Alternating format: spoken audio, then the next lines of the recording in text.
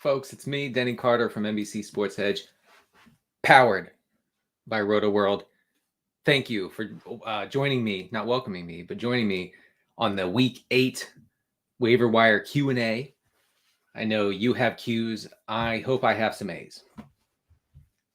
That sounded wrong for some reason, but I probably have some answers for you after doing quite a bit of research on waiver wire priorities, options for deep leagues, for shallow leagues, for everything in between. On my Monday, which was yesterday, really grinded the data. Ground? Did I ground the data, or was the data grinded? I don't know. But yeah, feel free to ask me about any and all positions, including, of course, my favorite position and the only legitimate position in fantasy football, kicker. And before we get started here, I wanted to make you listen to me about something non-football, because I have that power. As you can see, I'm wearing my best Halloween tie, one of my favorite Halloween ties. Yes, I have multiple Halloween ties because I am a grown man. I do not live in my mom's basement anymore. Not as of 18 months ago. Take a sip of my coffee. By the way, I still refuse to drink out of any other cup. And I want to thank the Supreme Court for ruling 6-3 that I cannot be compelled to drink coffee out of any other coffee mug besides my NBC Sports Edge mug.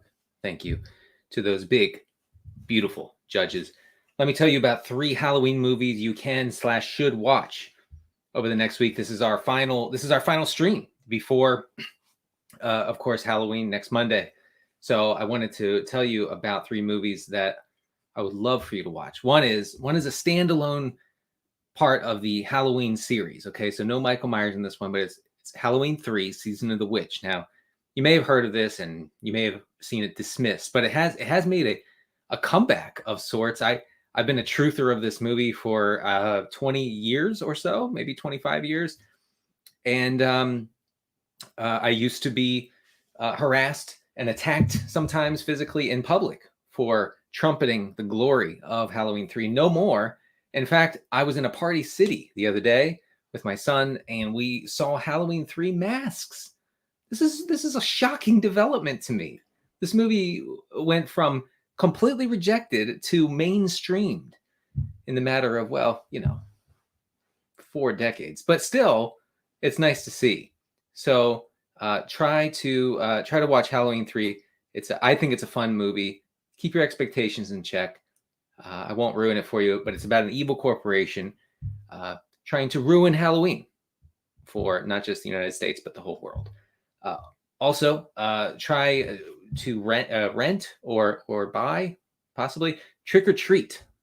Trick or Treat is a 2006 cult classic that was not released in movie theaters for whatever reason, but it is a series of interwoven stories based on a graphic novel. I believe it came out in the 90s, I want to say. Trick or Treat is a great fun watch around Halloween. I suggest you watch it with people, but even if it's just by yourself, you give it a try. Give Trick or Treat a try, and then finally, and this is not necessarily a Halloween movie, you can watch this at any time. Of course, you can watch any of these movies anytime. But Cabin in the Woods. Cabin in the Woods is one of my favorite, just plain flat out one of my favorite movies ever. It is both an homage and a critique of every horror movie you've ever seen. Now that we are done with that, I'm going to get to your questions here. Sal says, "Where's my Starbucks cup?" I don't have a Starbucks cup. I refuse to drink out of a Starbucks cup. I only drink out of this one. I told you how the Supreme Court ruled. Sal. All right. Yeah, let's start with the Jets backfield, which seemed to be kind of self-explanatory and cut and dry.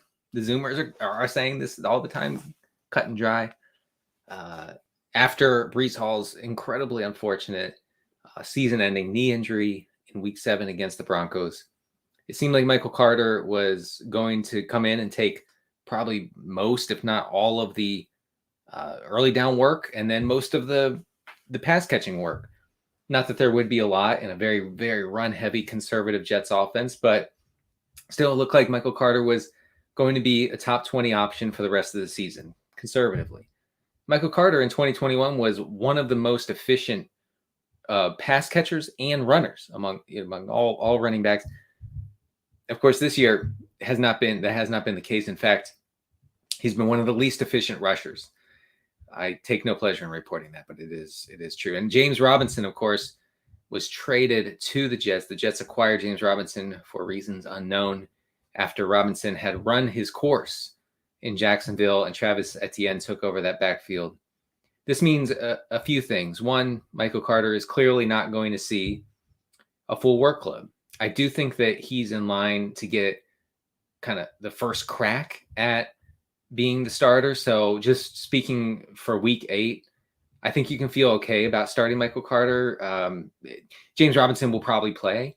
And, we've seen running backs just this past week. Christian McCaffrey caught a plane on Friday and was playing on Sunday without a single practice. So running backs obviously can suit up just days after being acquired by a new team. So James Robinson will probably play, probably be limited. He's probably not an option this week. Michael Carter is. Going forward, it'll probably be something of a muddled backfield. I think James Robinson could actually eat into the third down work and the pass catching work because he is a very good blocker. And, for some reason, as fantasy managers, we beg these guys, please do not become good blockers. Be terrible blockers. Refuse to block. Be like Greg Dulcich. Literally refuses to block. It's fantastic.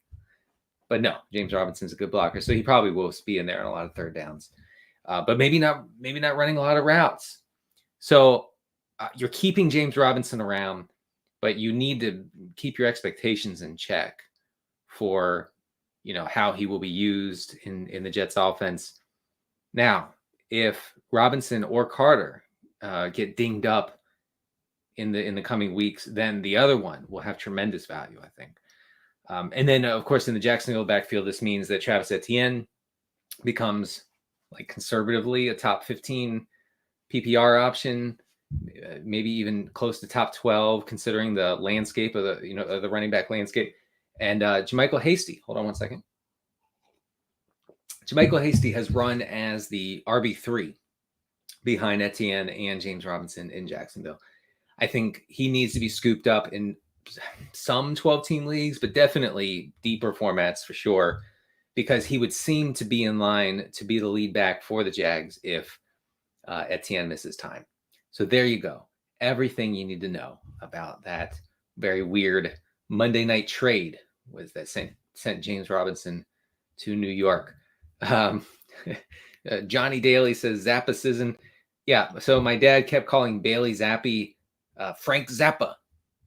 Very earnestly, actually.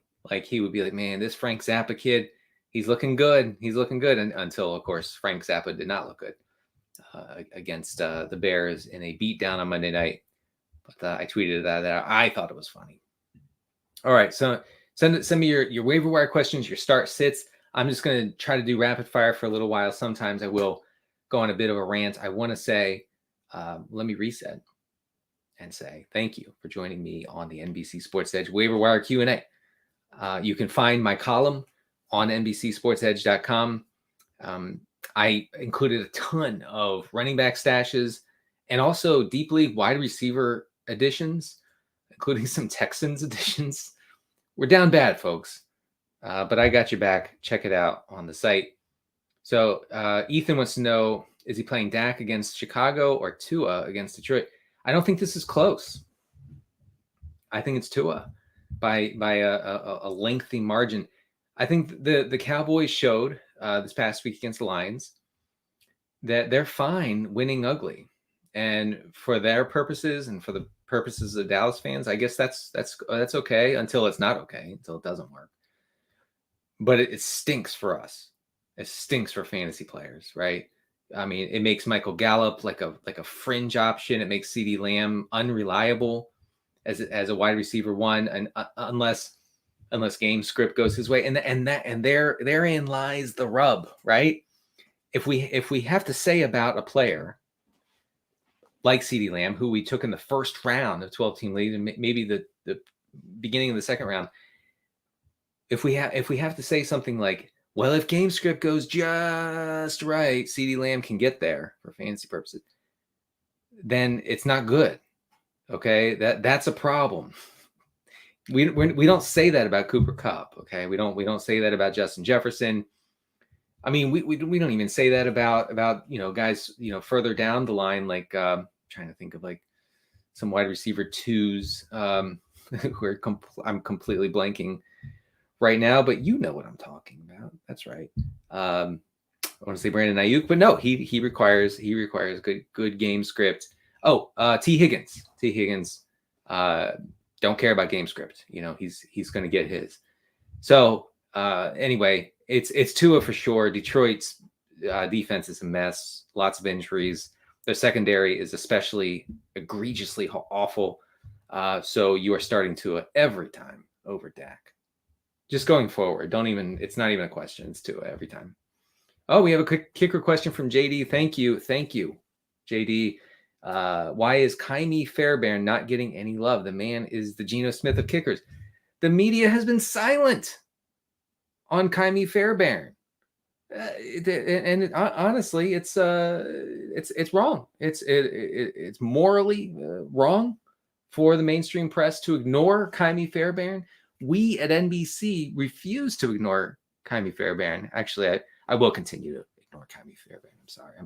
I'm part of the corrupt mainstream press, and I will say that there's no reason, like the kicker process says we're playing kickers whose teams are favored, are in good position to have positive and neutral game script. The Texans are almost never in that position. So you can pump the brakes on Kymie Fairbairn. And I know, I'm going to check right now because I'm actually horrified to not know how highly he ranks among all kickers. Fairbairn. Oh, well, he's the kicker 12 on the season. Yeah, I mean, that's fine. But let's not go nuts. I mean, Cade York is actually breaking the kicker process by being the 8th highest scoring kicker in fantasy, tied with Evan McPherson. But there are better. There are better kicker options. I wrote up 4 kicker options in this week's waiver column. If you'd like to check it out, Jason Sanders is one. Andy G says, "Hey Denny, I'm desperate for running back help, and someone dropped Gibson. How much of my remaining $84 fab should I use?" That's interesting. Yeah, I mean, well, look, Gibson is the better of the Washington running backs. Like that's clear. The players being better, good, doesn't matter in the NFL. It only matters what the teams think and how the teams use players. And right now he is splitting the workload with Robinson, Brian Robinson. I would use at least $20 of your remaining free agent budget on Gibson. See what happens.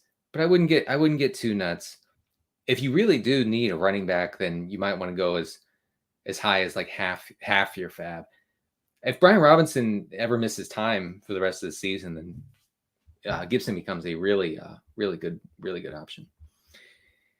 All right. Well, thank you to Gil June calling me weirdo. What can I do? DJ Moore to waiver. Should I drop Rondale Moore? That is tough. Yeah, I mean, DJ Moore sort of came back to life. They have nobody else to throw it to now that Robbie Anderson is gone and Christian McCaffrey is gone. DJ Moore saw 10 targets against Tampa this past week, caught 7 of them for 69 yards and a touchdown. So I think just by default, DJ Moore is going to see better volume going forward. Okay, I would say I want DJ Moore over Rondale Moore, if only because we can't rely on Cliff Kingsbury to use Rondale Moore the way that he should be used.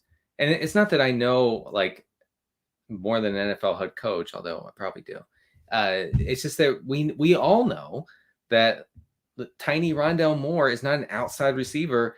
And last week against the Saints, Rondale Moore ran like 80% of his routes or more from the outside. And the week before it was flip-flopped. It was 80% from the slot. But DeAndre Hopkins came in, served as the primary slot receiver. It bumped more to the outside. That stinks. That is not good for Rondale Moore going forward. Rondale Moore's running all the routes. He's seeing no targets. He's an explosive guy, but if he's not being used correctly, then who cares? So DJ Moore, I would want DJ Moore, and I would bid at least a third of your fab there. Real quick, back to Halloween stuff for a second. Adam says Halloween Kills was awesome. That was the reboot from 2018. The new Halloween Ends is terrible. This is erroneous and also incorrect. Okay, you can watch Halloween Ends on Peacock right now, and you tell me what you think of it. I personally had no strong feelings about it, but I still watched it because it's on Peacock, and that's what we do around here. Yeah, there. Okay, more Halloween stuff. More Halloween stuff. I'm just clicking wildly. All right. Oh yes, Adam Lean, Sam Ellinger. Not Ellinger, like I thought. Is he worth a shot? I have Stafford and Rodgers in a 14-person league. I mean, Ryan was 14th overall in fantasy. I don't know what that was. I mean, Ryan was 14th overall in fantasy. I don't know what that means. You mean like for QB 14? Was he really? I'm just gonna check. I'm gonna fact check you right now, man. And yeah, he was. Okay. Well, good call. Good call, Adam. The interns have embarrassed me once again. Thank you, interns, for not letting me know that Matt Ryan was somehow the QB 14. I would have guessed he was the QB 57.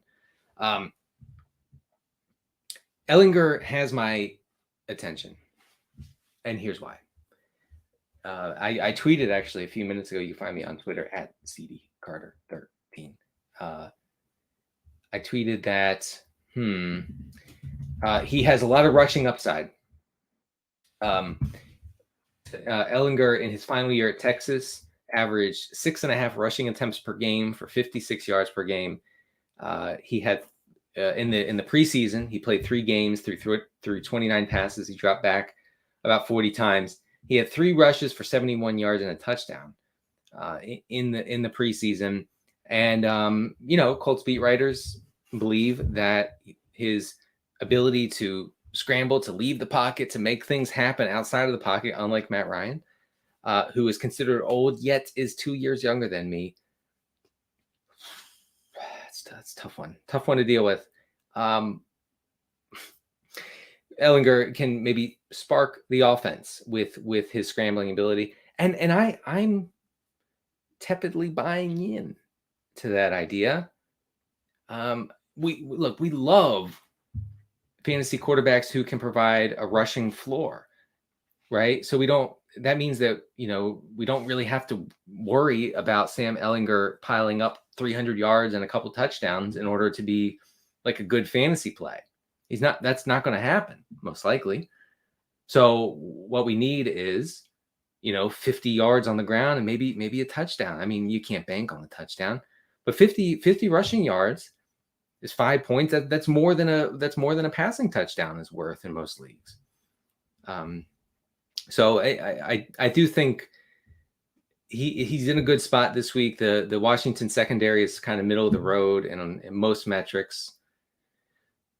Oh man, am I going Ellinger over? Oh my gosh, over Aaron Rodgers and Stafford. I mean, Rodgers has an absolute nightmare scenario sort of matchup this week against Buffalo. In Buffalo, monster underdogs. He's probably going to be without Allen Lazard, whose arm is in a sling after suffering a shoulder injury against the Commanders. So, man, I actually would lean toward Ellinger there. I feel weird saying it, but fantasy is fantasy, man. It's a game within a game. Like, it doesn't mean that Ellinger is better than Aaron Rodgers and better than Matt Stafford, but those two are in terrible spots and Ellinger is in a good spot. And Ellinger has something that Rodgers and Stafford don't have, which is rushing potential. Leaving the pocket, gaining yards, maybe even doing so in the red zone or in the green zone inside the 10-yard line. Here's another Ellinger thing. Ellinger may be all right in shootouts. I mean, it could be a shootout against Washington. Washington's defense is not special.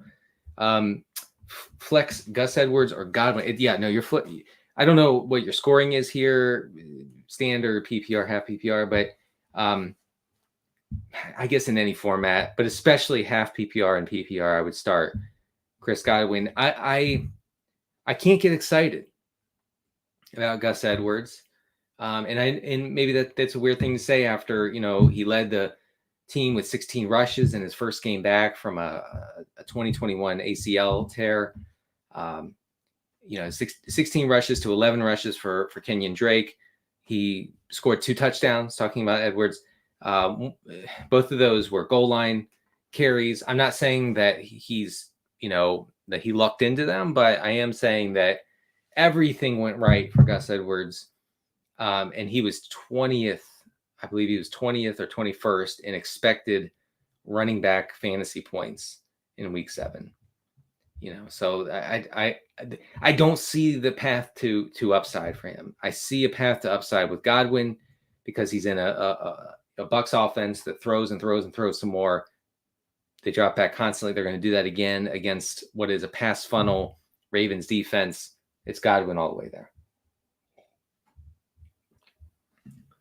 Yeah, well, also, yes, Patrick reminds us, and thank you, Patrick, never flex a player on Thursday night. And what Patrick means is don't play that player in your flex. Always use a position, a positional spot in your roster, running back or wide receiver. Keep that flex open. You never know. I mean, 99% of the time it won't matter, but that 1% where someone gets hurt, someone on your team gets hurt on a Friday practice, and suddenly you're like, oh, if only I would have left the flex open. That's what we're talking about. Dak or Daniel Jones this week. Daniel Jones.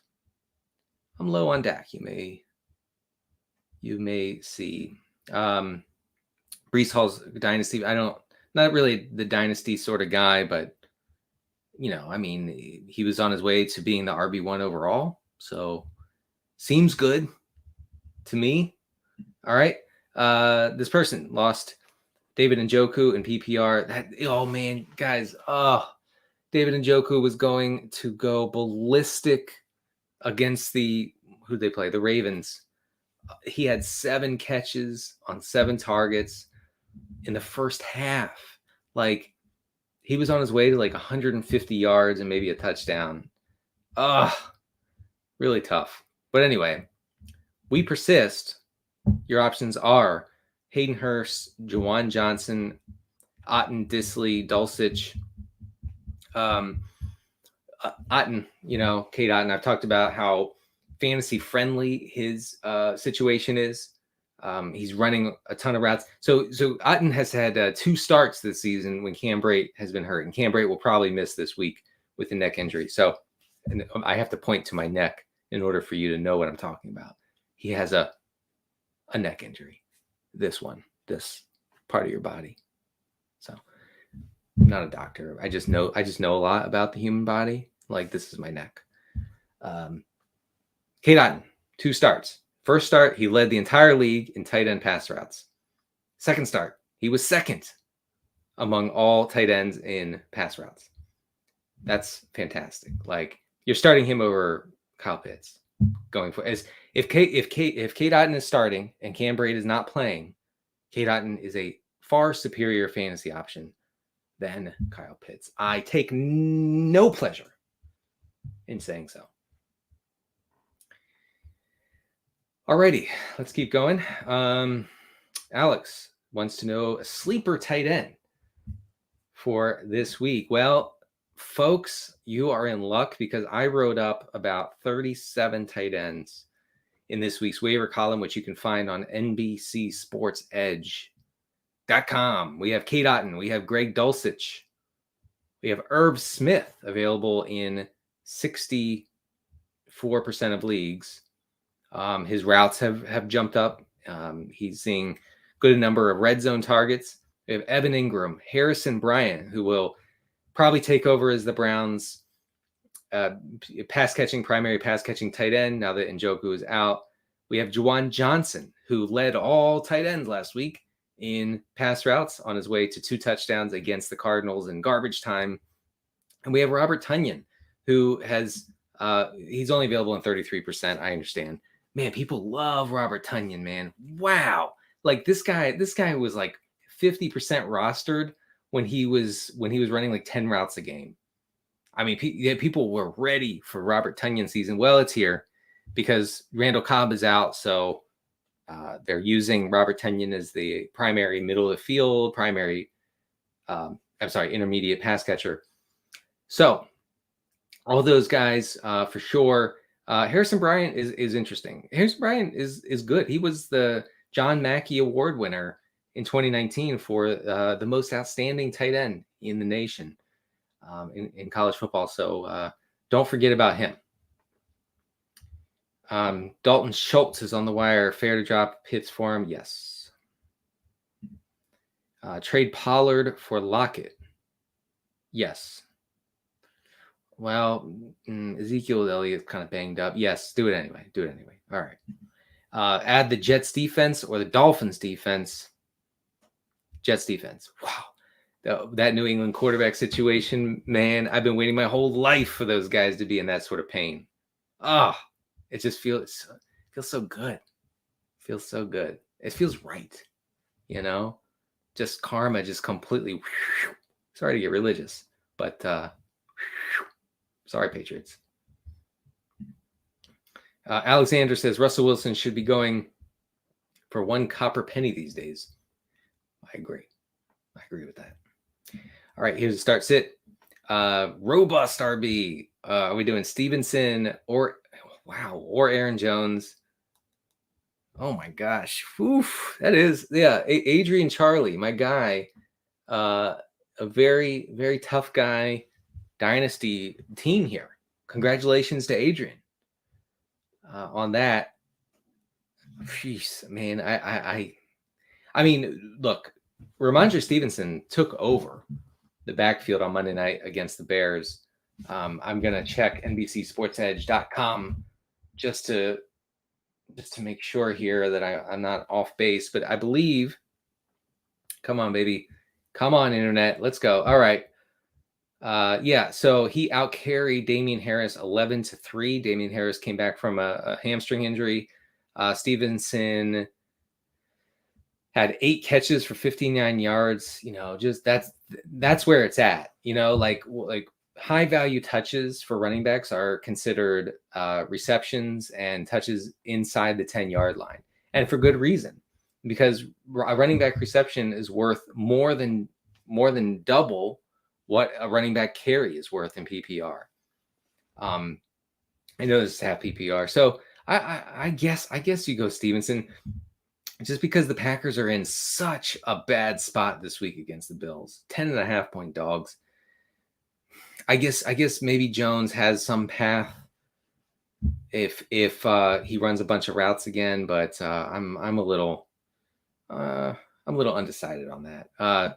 Eddie says, should I trade Fournette and Etienne for Henry and Lockett?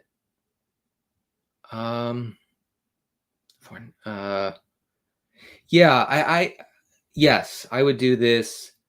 So Derrick Henry is seeing like a decent amount of pass catching work, which is, as experienced fantasy managers know, is very rare. He has, 14 catches over his past 4 games, 14 receptions over 4 games, just to give you an idea of how rare that is. Last year, Derrick Henry had 18 catches all year. Okay. His career high is 19 receptions. So I know it's not much, but it's something. And it has made him a little less vulnerable to game script. Which is always nice. We like that with our running backs. So I do think the wheels are going to come off on Fournette eventually. I think, Rachaad White had, I'm speaking from the point of view, I'm trying to get into the head of a Lombardi Lenny drafter, which I am not. But if you saw Rachaad White in week 7 have a season high snap share, season high touch mark, he worked in a lot on passing downs, you're starting to feel a little uneasy. Okay, you are shifting in your seat, just like that.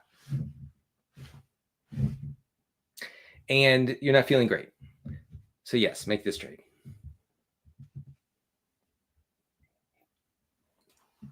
Johnny, I am a company man. Oh yeah, I love an all caps. I love an all caps question. Need defense, Jaguars or Cincinnati? Well, yeah, no, it's Cincinnati. No, it's not even close. They're I believe they're at home. They're playing the Browns. There you go. There you go. All right. Let's go. Let's go with more. I just want to throw this out. 0 RB forever. That's right. How serious should we take Mark Andrews missing practice again yesterday? Not very. He'll be okay. Like, he ran a route on either like 95 or 100% of Lamar Jackson's dropbacks against the Browns this past week.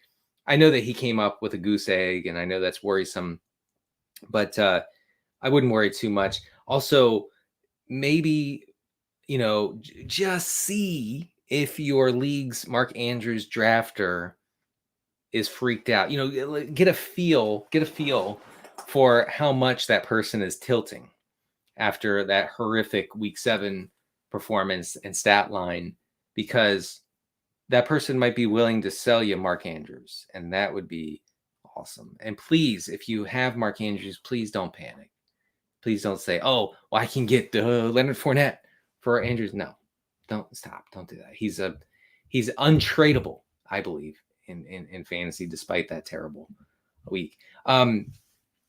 Cris has a question. Start Olave or Sutton? Look, for as long as Michael Thomas is out, and even when Michael Thomas comes back, I don't know if it makes a huge difference. It will make some difference. It won't. I don't think it'll make a huge difference. But as long as Michael Thomas is out, and it looks like he's going to be out for a while, Olave is a must start. Like, you have to play him. He's seeing the best of both worlds. He's seeing a high target share and a high average depth of target. You don't see that a whole lot. Okay, like you see that with like guys with like Tyreek Hill. Okay, and Chris Olave. So he's dominating air yards. He's dominating target share. Okay, this is something that you don't usually get, or you really don't ever get, outside of receivers taken in the first 2, maybe 3 rounds of a draft. You got Olave in, I don't even know, 7th, 8th, 10th round, something like that, depending on your league. And now you have an absolute stud. Russell Wilson changes the dynamic, changes the calculus with how you treat Sutton. But I do think that Olave is a better option. Oh, yeah. Great. Thank you for asking this question. Midwest Runner. Interesting name, by the way. No judgment. Do I pick up Paris Campbell or Alec Pierce? Now, just last week, you joined me on this Q&A, and I appreciate you for that. And I said, I'm prioritizing Paris Campbell. I want Paris Campbell over the rookie Alec Pierce, the more exciting player in Alec Pierce. And I was chastised for this. And the media attacked me all week. Okay. And I was silenced. No, I really wasn't. But I don't even know if anybody noticed. But I felt weird about saying it. But with the Colts, quick hitting, hurry up offense where it was just Matt Ryan dropping back 45, 50 times a game and throwing these little passes to his running back. See, I have to do the motion in order for you to know. If I wasn't doing this, you wouldn't even know I was talking about throwing the ball. This is professional streaming. This is what you learn when you watch this Q&A. But he's throwing it to his running backs, his tight ends, and primarily to Paris Campbell, who is the slot guy who's running a bunch of short routes, who has a low ADOT, average depth of target. Campbell goes off this past week against the Titans, has 23 fantasy points, including a touchdown. Alec Pierce does, close to nothing. It's now flipped. I believe it's flipped. I'm not interested at all, really, in Paris Campbell, and I am deeply interested in Alec Pierce, who is the Colts' only real downfield threat. And Sam Ellinger lets it rip. He does. Okay. I mentioned in my waiver piece about Ellinger's downfield prowess. Come on, search function. You got to work for me one time. Here we go. Yeah. Ellinger in his final collegiate season had the nation's 12th highest average depth of target, 11.1, and the 8th highest deep ball rate of 21.5%. I really believe we can expect way more downfield throwing from Ellinger than we saw from Ryan, mostly because Ryan's arm was shot. Like, Matt Ryan's arm has not been right for years. Okay. So that did not fit Alec Pierce's game. Ellinger fits Pierce's game. I'm not saying that you run out and you get Pierce and you plug him into a 10-team league, but I am saying you feel pretty good about the Alec Pierce's range of outcomes, which I think were capped with Matt Ryan. I don't think they're I think they're no longer really capped because he can run downfield. Ellinger can hit him. Ellinger will be willing to hit him. This team stinks. They'll probably be playing from behind a lot. I think it works out for Alec Pierce. So I would want Alec Pierce. Whew, that was a mouthful. Need some hustle juice. We're hustling on a Tuesday. All right. Dylan says, do I start Christian Kirk or DJ Moore? It's a Christian Kirk by a little bit. And then Mostert or Gus Edwards. It's Mostert. Mostert has a lock on that Dolphins backfield. Also, he's running a good number of routes. He's seeing a good number of targets. I'm trying to speak in generalities because I don't have his numbers right in front of me. But Mostert is not touchdown dependent, and he's not game script dependent. Last week against the Steelers, he saw 5 targets. He caught 4 of them for 30 yards and a touchdown. Don't get too excited about the touchdown. Obviously, like running back touchdown receptions are something we cannot and should not bank on. But the 4 catches on 5 targets is solid. He has at least 3 targets in 5 of his past 6 games. That provides a little bit of a cushion for the days when for the games when Mostert is not going to put up a lot of yardage. But looking at his rushing totals over the past month, 15 rushes, 18, 15, and 16. You can't ask for much more. I think he's far more valuable than Gus Edwards going forward. I'm so down on Gus Edwards. It's unbelievable. And I feel weird because a lot of people I respect in the fantasy industry are so bullish on Gus Edwards. And I guess I could be catastrophically wrong, but anybody in this Ravens backfield, they don't excite me. Chiefs backfield, Ravens backfield, who cares? It's a 3-way split. Where's the upside? Where's the difference? The difference making player. Isaiah Pacheco takes over as the lead runner in Kansas City. It doesn't matter. It doesn't matter at all. That I don't even have Pacheco as like a top 10 pickup this week. Not that he's probably not terrible. I mean, neither is CEH, but he's not going to dominate touches there. He's not even close. All right. Jonathan says, do I drop Romeo Doubs for Wan'Dale? Yeah, I think so. Let's see. Is Ramondre a sell high candidate or maybe Dameon Pierce? I mean, Ramondre with that pass catching role is would be really tough to trade away right now.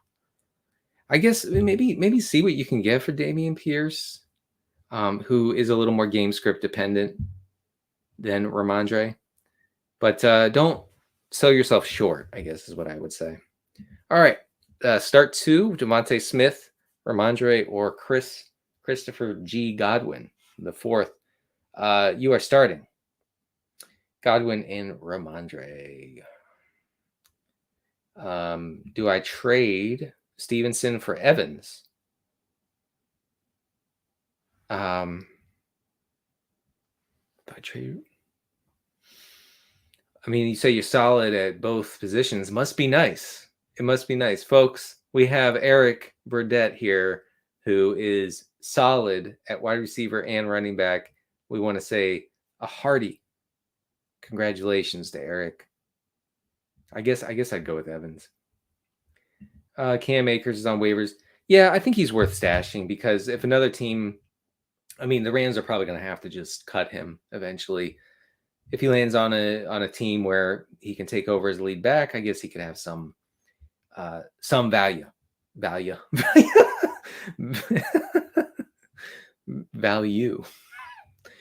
Sorry. All right. Would you trade Debo for Monroe? Well, Debo has a little bit of an injury. No, I don't think I could do this.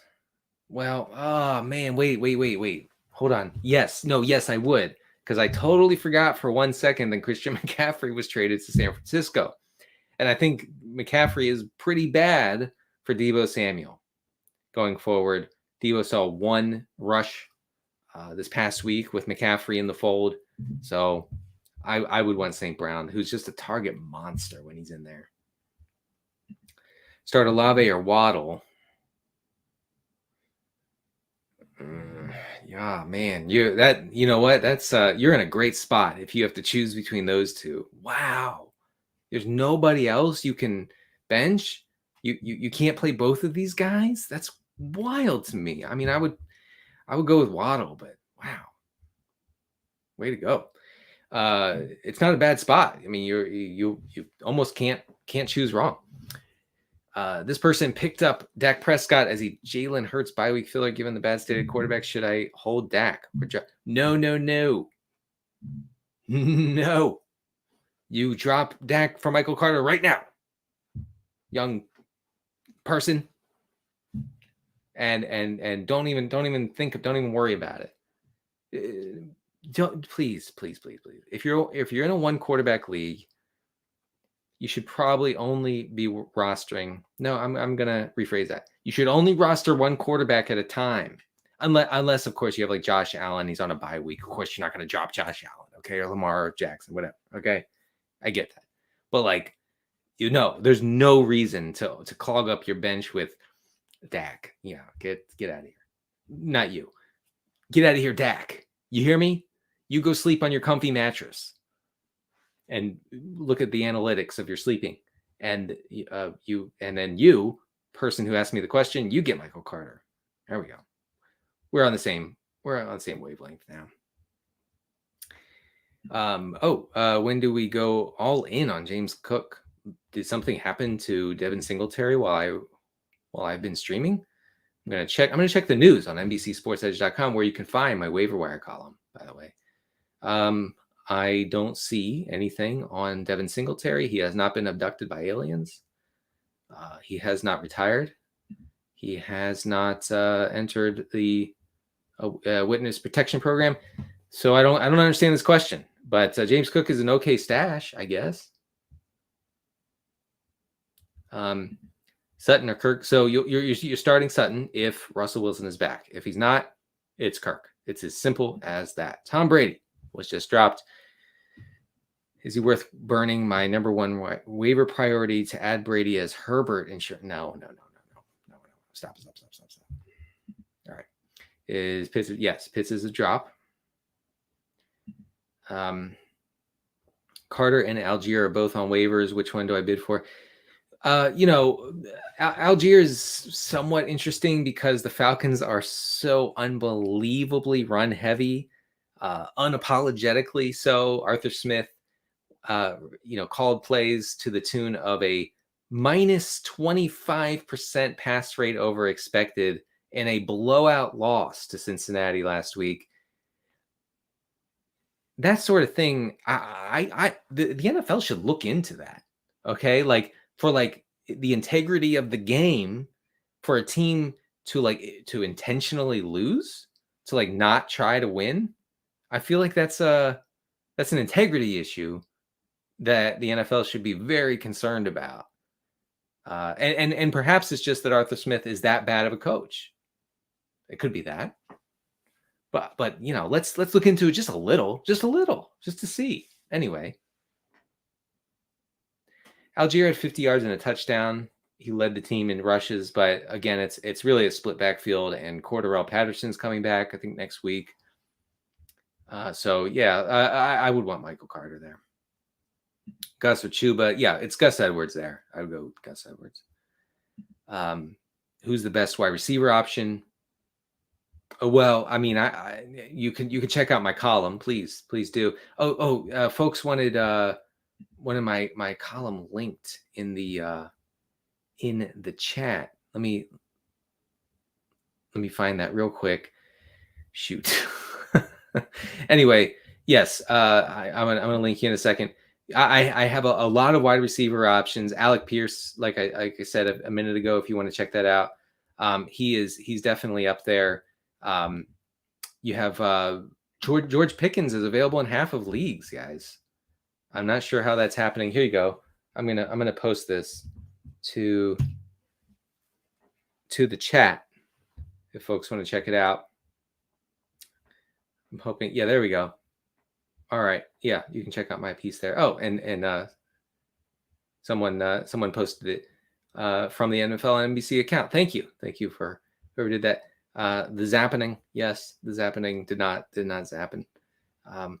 Let's go with Victor Von Champ. What a good name! You were made to win fantasy football championships, man. With a name like Victor Von Champ.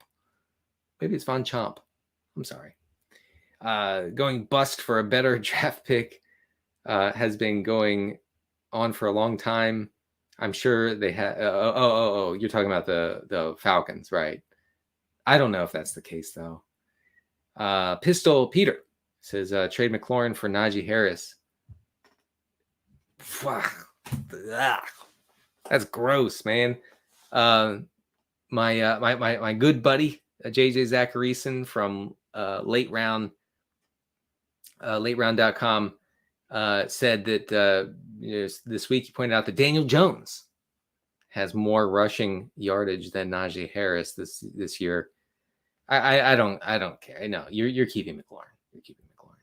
Would I rather have Ken Walker, Aaron Jones? Ken Walker, man. Ken Walker's like a top 6 easy running back for the rest of the year. Whew. Guys, crazy good. I feel okay. I wrote last week on NBCSportsEdge.com that Ken Walker is a 70-yard touchdown just waiting to happen. Those were my words specifically. And he ran for a 74-yard touchdown against LA. I feel good about that. I'm not going to lie. Many are saying that I called it. Okay, thank you for that, baby sloth season. Let's get some. Okay, we have what do we have? About 11 minutes left.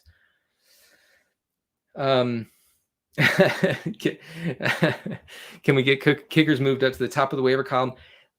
Yvonne, I tried, and I once again was censored, probably for good reason. I just picked up Isaiah Pacheco, but already have a full running back room. Should I drop Pacheco? I'd rather have Michael Carter. I'd rather have all those guys than Pacheco. All those guys. I'd rather have like anybody over Pacheco. Candy ranking. I don't want to waste people's time here. I'm sure folks.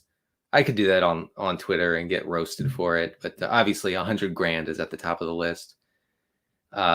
You know what? Adrian Charlie's right. NBC Sports Edge. It's a heck of a website. It's true. It's one heck of a website. More and more are saying this. It's a mom and pop site, but we get it done. Check it out for all your news needs. Alec Pierce or Alan Rock. Oh yeah. I was so short for a second. Pierce. I'd want Pierce. Mahomes on a bye. Oh man, the Chiefs are on bye. That's tough. Oof. Tua or Tannehill. Tua. It's Tua. I guess since Tua didn't have a great game against the Steelers, maybe folks are a little hesitant. I mean, Tua's like an elite fantasy option against Detroit this week. If the Dolphins are going to score a bunch of points, and they will against the Lions, they're going to do it through the air. So you're playing Tua. Super flex. Oh, I should have read your question more carefully. Super flex. So drop Tannehill for. I would rather have Ellinger. Ellinger has the job, just so everybody knows. Sam Ellinger has the job for the rest of the season. Nick Foles is going to back up Sam Ellinger. Matt Ryan is not going to play another snap this year. Okay. So it's not like they're going to yank Ellinger the second he throws a pick. Like they want to see what the kid has. So I would get him. Also, Malik Willis should be rostered in almost all Superflex leagues in case Tannehill can't play. Just crazy rushing upside there. We have a question here. Half PPR. Who should I go after between Gus Edwards, Tony Pollard, and Foreman?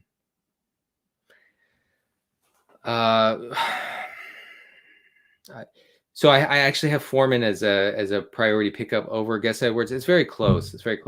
But I do think Foreman is like very clearly the best running back in Carolina, and I guess I'm banking on him eventually taking over the primary running back role. That's why I want him over Gus Edwards. So I guess you need to start one of these guys this week. I would start Foreman. That's tough, though. Really tough. All right, folks, get your questions in. I'm going to try to answer as many as I can. I agree with rostering one quarterback. Thank you for agreeing. Which quarterback should I roster between, I guess, Russell Wilson or Zach Wilson, Jared Goff, and Justin Fields? Justin Fields is dropping back a lot more, which has fueled his rushing. Which is great for fantasy purposes. He scored 25 points, I believe, this on Monday night against New England. Let's see. Let's check out his recent rushing. Oh yeah, man. Woo, boy, look at this. His recent rushing attempts: 8, 9, 12, 14. That's just fantastic. This is what we wanted when we were excited about Justin Fields back in the summer. He only had 21 pass attempts for 179 yards and a touchdown against the Patriots, but that's fine. Like that's all, that's all just extra on top of the great rushing. So I would go Fields there. I'd go Fields. All right. What else do we have, folks? What else do we have? Any signs of Naji Harris? No, really. I don't see how you can play Naji Harris. Unless I guess you're in like a deep league and you just really have no choice. But he got by on just unspeakably great volume last year. You can't even speak it. You can't. You try and you can't. You go, but you can't. Anyway, he was playing all the snaps. He was running all the routes. He was getting all the carries, especially the really high value touch inside the 10. He's not getting all of that. He's still getting a good chunk of it, but he's not getting all of it. And he's deeply inefficient. And he doesn't do much after contact. He doesn't do much, certainly doesn't do much before contact. He just runs right into the line. Jaylen Warren is probably the better backfield option for Pittsburgh right now. And he should be rostered in a lot of leagues. I have him in every 12-team league, just in case. But no. Harris is like an RB3 for the rest of the season. Let's see. Trade Jacoby Myers for Sutton. I would do that. Yeah, sure. Trade Devontae Adams for Ken Walker. Ooh, boy.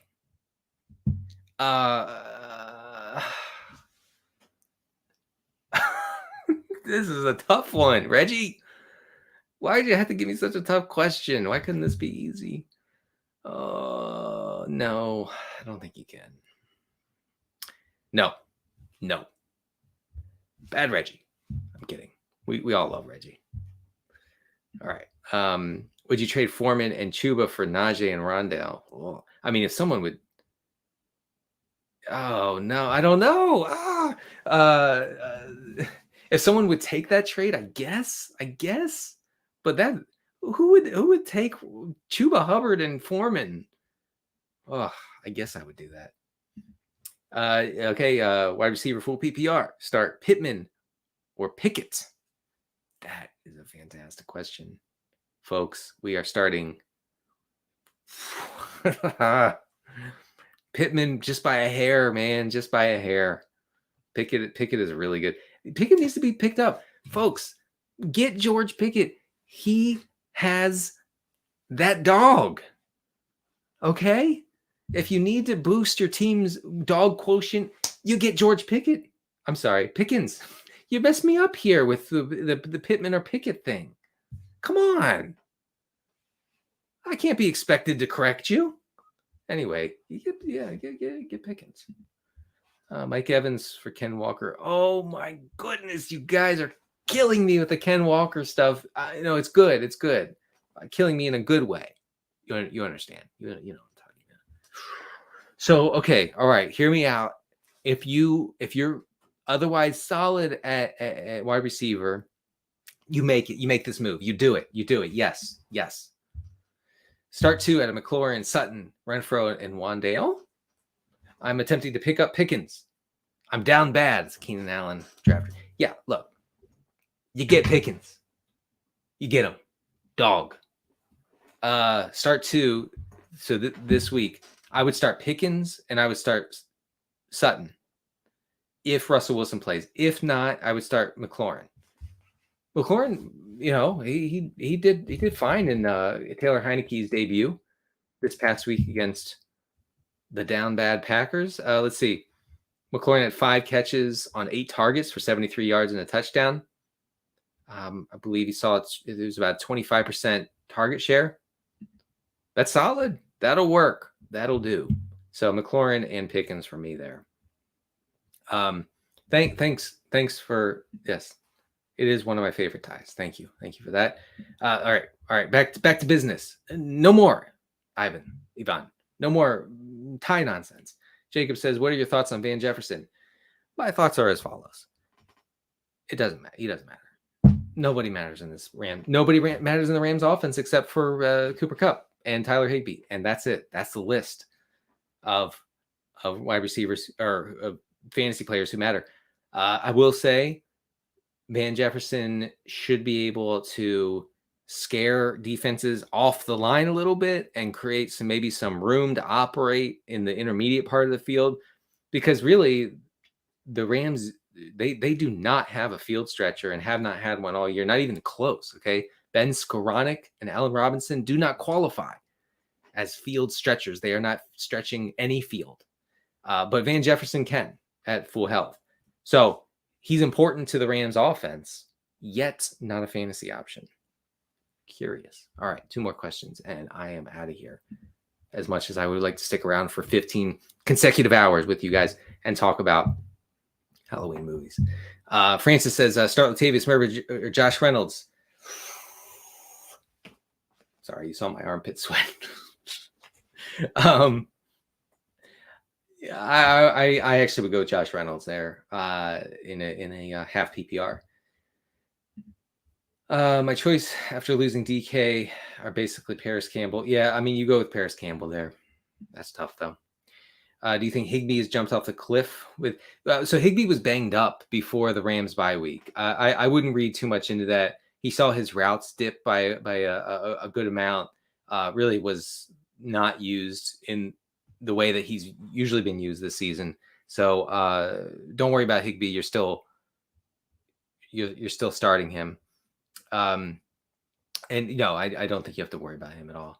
All right, 1 more question. Start 2 at a Pittman, Ayuk, Rondell, Mooney, Devontae. Oof, that's a lot. That's a lot. I think you're starting Devontae and Pittman there. Ayuk he requires negative game script to get there, so you can't really bank on that again, especially against the Rams this week. Rondell's, like I said, if you want to check out earlier, I talked about Rondell working primarily from the outside of the formation, which is really bad for his fantasy outlook. And I mean, Mooney's fine, but I don't think I cannot play him over Devontae Smith or Michael Pittman. Thank you to everyone who asked me various questions today in this Q&A. I'm sorry I couldn't get to everybody's question. I feel terrible. I see you guys play. Oh, please get my question. I'm sorry I couldn't. Anyway, thank you for joining me on this NBC Sports Edge Q&A. Check out my waiver wire column on NBCSportsEdge.com. You can find me on Twitter at CDCarter13. I will see you next week.